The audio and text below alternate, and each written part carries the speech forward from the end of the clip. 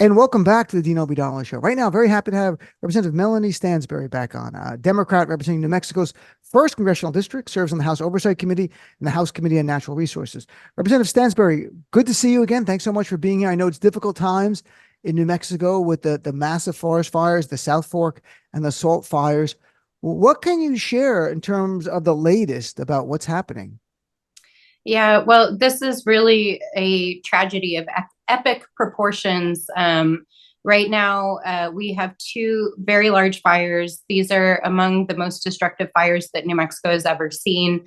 They've been raging for the last week. They're down in southern New Mexico in a southern mountain range, focused around a community called Ruidoso, which is a community that is largely based around tourism. It also includes the Mescalero Apache Reservation, which is one of our larger tribal communities here in New Mexico. And we still don't know what caused these fires, though we're right at the height of the fire season, and the heat and dryness last week really caused these fires to take off, along with really large winds that we were experiencing. But the human tragedy is really quite significant of these fires.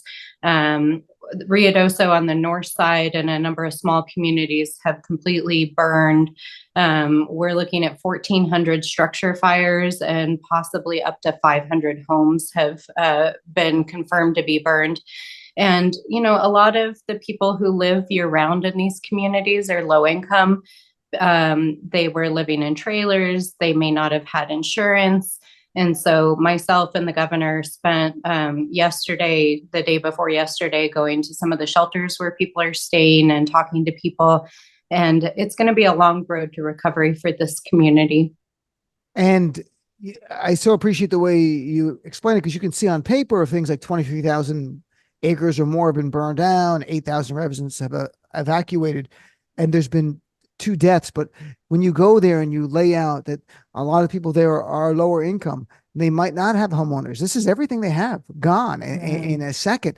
Can the federal government do anything? Can the state government help those people? Are there funds to give them some kind of safety net to rebound? Yeah. So right now, the primary focus of everyone is just emergency Right. relief and, of course, getting the fire under control. Yesterday, the president signed a major federal disaster designation, and that is the way in which the federal government gets mobilized to bring in resources through FEMA. But the federal agencies have been on the ground since the fire broke out. So the fire broke out primarily on Mescalero Apache Nation lands. And BIA, Bureau of Indian Affairs firefighters were on the front lines as soon as the fire broke out, alongside Forest Service firefighters. So if you were to look at a map, you'd see these are little mountainous villages and tribal communities surrounded by both tribal lands and federal lands. So the federal fire crews were out there like minutes after things broke out. When you have a large fire like this, they set up a federal incident command. 2 days ago, the governor and I visited the incident command. It's in a down the mountain community called Alamogordo, and that's where all the emergency calls are getting routed through, and the firefighters are being deployed. But right now, as you mentioned, there's a little less than 9,000 known evacuees. And, you know, it ranges from folks who've gone and stayed with family members. Most of the hotels in the surrounding communities have evacuees in them, along with firefighters and first responders. And then for those individuals that didn't have anywhere else to go, there are emergency shelters set up all over southern New Mexico. And we went and visited some of those shelters. They're in surrounding communities. Our military institute has opened their gym. Eastern New Mexico State University has people. The high school in Capitan, there's people sleeping on cots and on mattresses on the floor. Local veterinarians have taken in people's animals. It's really quite an extraordinary relief effort. Red Cross is down there. We have relief community organizations that are cooking hot meals for people. And one of the more amazing stories that I heard when I was down there yesterday, the hospital had to be evacuated. And of course, they had to move patients down to a different hospital. And I was talking to the hospital administrator, and because when the evacuation happened, they sent everyone east, the highway got clogged, and the Roswell hospital sent ambulances up the other side of the highway. They got people loaded up.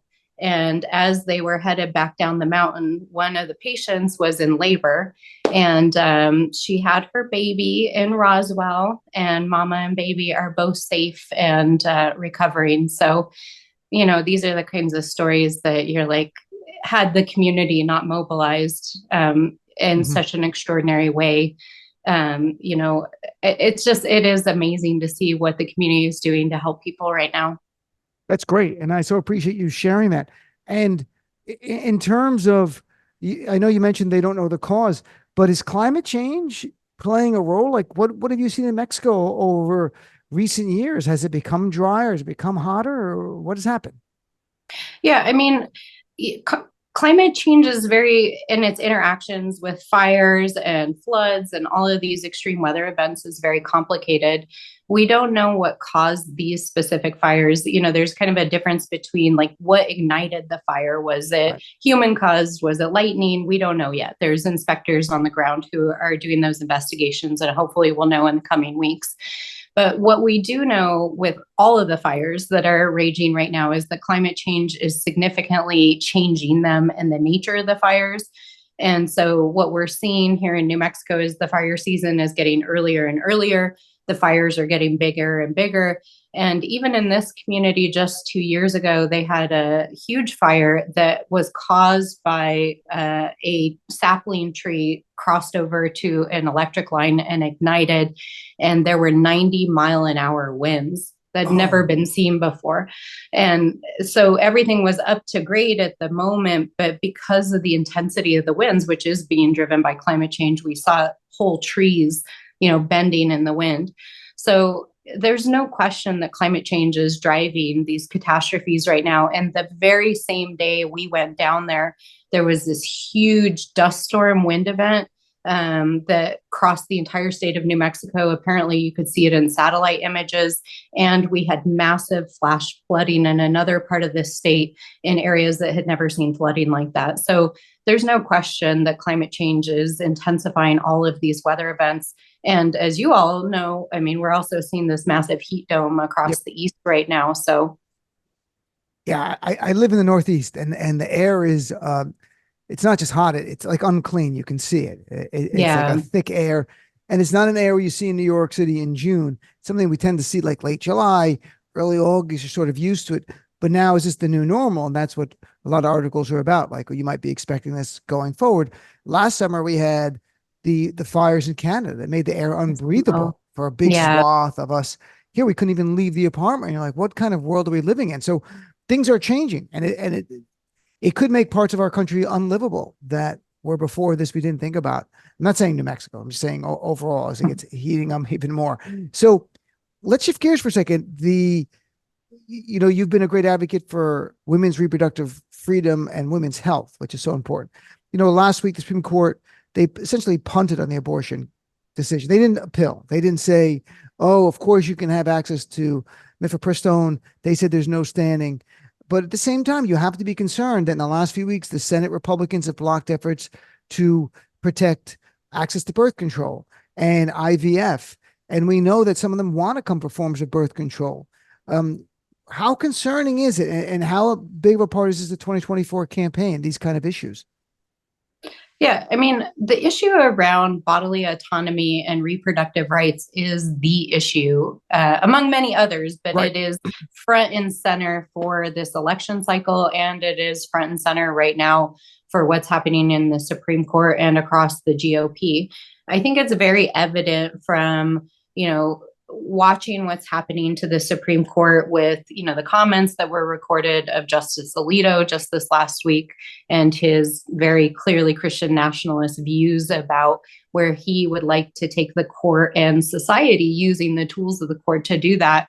And we've got Speaker Johnson, who flies this Christian nationalist flag literally outside his office in the Capitol. It's part of a multi-decadal project that all these nonprofit organizations, these mega donors have been engaged in, which is to really force their worldview and their values, which they believe are American values, onto our governance systems. And it's about controlling women's bodies. It's about controlling the way the LGBTQ people are allowed to express their identities and their sexuality and their right to live lives as free people, as themselves. Right. It's about, forcing their ideas about all aspects of American life and gutting the progress that we've made around voting rights, civil rights, environmental justice. I mean, we were just talking about climate change. The Supreme Court's handed down a decision on the Clean Air Act that essentially was aimed at gutting protections for clean air to prevent these kinds of tragedies that we're seeing right now. So it's very clear that the Supreme Court has been hijacked. Now, when it comes to the Mifepriston case, I very much believe that their decision to not take up that case was a political decision. The justices, they are living in a political world, right? They know that the gutting of Dobbs and Roe versus Wade is what led to a changing of the electoral map in 2020 and 2022. And so they're not about to touch abortion right before the 2024 election. But their decision to not take it up was not on the substance of the issue. It was about standing of who was bringing the case. So make no mistake, they're coming for medicated birth control and abortion, but they just decided not to do it this cycle before the election. Now, the thing that I find so disturbing about these cases is one, obviously they're trying to attack our right to control our own bodies and make decisions about our lives. But they're also in the process taking cases that are about dismantling the state and our institutions itself. And so one of the things that is most disturbing about that Mifepriston case when it comes back, because it will come back, is that it's questioning the use of science to approve medication overall. So they're not going to stop at medicated abortion, but they're going to come for your cancer drugs. They're going to come for other kinds of drugs that have been approved for folks. So people really need to be paying attention. This is not just about bodily autonomy for women and reproductive rights. This is about dismantling our institutions that protect us as Americans. And then instead having a whole system that is based on their so-called religious beliefs. It's not really based in Christianity. It's based on control and oppression. And we know that. They just dress it up in terms of religious language. It's not about that. So, the Ten Commandments with Louisiana, which they know very well, the Supreme Court decision saying that's unconstitutional. They don't care anymore because they have a different Supreme Court. And Donald Trump, unironically today, supporting the Ten Commandments, which he's broken many of them. It's more like a to-do list for him than things that you shouldn't be doing. It's like his bucket list. Did you see the Lincoln Project ad that they put out? No, it's about this? Yeah, they did a 10 Commandments ad. It's worth taking a look at. I'll take a look at that. They show his to-do list and how he's taking it on. That's what he's about. So we're living through very difficult times. And I think that the biggest takeaway for people and why 2024 election is so vitally important is that progress is not permanent. And that any misconception that we may have had that, well, women in Roe v. Wade in 1973, that's going to go forever. Well, we know that's done. And the Voting Rights Act passed in 1965. Well, the Supreme Court has done their best to gut almost every part of it, the clear part in 2013, but now other parts as well. And the list goes on. And they're trying to roll it back. And this idea of having a nation that is based on their so-called religious beliefs is very real for them. They're emboldened. I mean, they overturned Roe. They worked at that for 50 years. They got it. So to them, anything is possible. And that's what's so frightening. I mean, it absolutely is. And, I think it's reflective of the broader political moment that we're in, which is that for years, the right, and I have many colleagues that I work with across the aisle. So I don't mean these analyses of GOP politics to seem partisan. It's more about the way in which extremists on the right have mobilized a coalition along with mega donors, these nonprofit organizations, and then placed people in the Senate, in the House, in the Speaker's chair, in the Supreme Court as part of a project to force their views of society, of religion and morality onto the rest of us, and to use our institutions and dismantle them in the process. And Donald Trump, who knows what his moral values are, but he's very happy to use the whole system to his advantage and put himself back in power. Well, he's truly the very definition of transactional. There's nothing there. He's a vessel who just wants power. And how I'll get there, I'll promise everything and anything. I'm chatting with President Melanie Stansbury from New Mexico. So, President Biden this week, because there's a holiday in the middle of the week, it seems like it's weeks ago, but President Biden unveiled an executive action earlier this week to offer protections to undocumented spouses and children of U.S. citizens, which could help 500,000 people not be deported. I just want to get your reaction to this, because obviously he would have preferred legislation, but the Republicans won't agree to anything. So he's gone the executive order route. Yeah, I mean, I think it's a really important action by the president, but we do need bipartisan immigration reform. The reality is that there are at least 11 million undocumented people in the United States who are Americans. They have spent the majority of their life here in this country. They have families here. They have worked here, but they do not have the legal status to be able to fully participate in society and our economy. And it is, I believe, a human rights issue. And so I think it's important that the president took this action to keep families together, especially where you have an undocumented spouse. But my Republican colleagues who spend every single day and minute on the floor of the House and in committees talking about immigration talk a big game, but they have failed to take any meaningful action, not even a single meaningful action on immigration reform. And it is tearing our communities apart, and it's tearing our economy apart. We have now more jobs than humans that can work in them here in this country. And yet we have all these people coming to our country who are already here in this country, who would like to participate in the economy, but we're denying them the meaningful opportunity to do that. So that's that side of the equation, but also I do agree that we need to address the border situation here in New Mexico. We have just a tremendous amount of fentanyl coming across the border right now. There's human trafficking, but that is a separate issue from the issue of how do we help create a meaningful pathway to citizenship for the Americans who are already here, but do not have the opportunity to fully participate. It's Republicans. They could have made a deal with President Biden earlier this year, and they said no because Donald Trump said no. So nothing can be constructive. They can't give the president a win on anything. Last two things I want to touch on. One is that you were one of nearly 70 members of Congress to send a letter to the president on Refugee Day, World Refugee Day, urging to allow Palestinians fleeing Gaza to come in. I had Congressman Mark Pocan on yesterday, and we talked about this very thing. He's also one of the signers, and he's a great guy. And why share a little bit about what motivated you to get involved? We've talked about Gaza in the past, and the sad reality of these Republicans who talk about believing in their Christian faith, but will not extend any kind of compassion or sympathy or empathy that's so defined Jesus. Yeah, I mean, obviously the situation in Gaza has reached a level of humanitarian crisis so far beyond what I think anyone could have possibly imagined. We have close to 2 million who are displaced. We have children who are starving.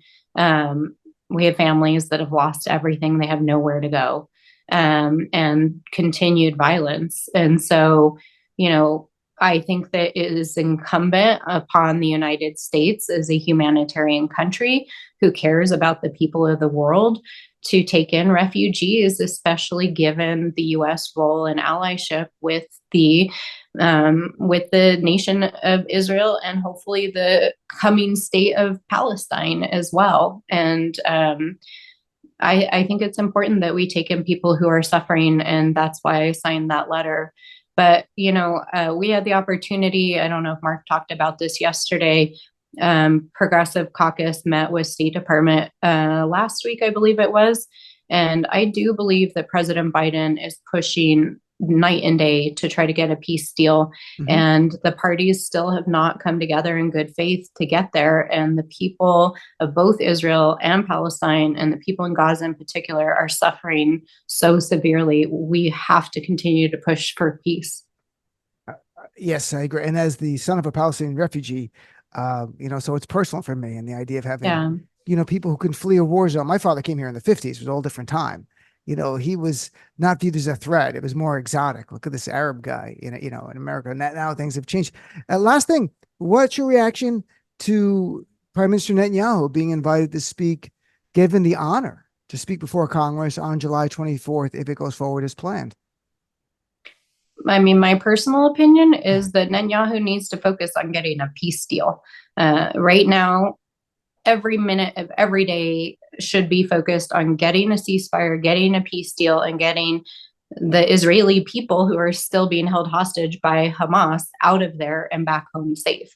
So why on earth he would be coming to the United States during a moment when they're trying to broker a peace deal with Hamas, during a very perilous time for him politically, at the invitation of Speaker Johnson, I think it's a political ploy by a individual who knows that his time is limited in government.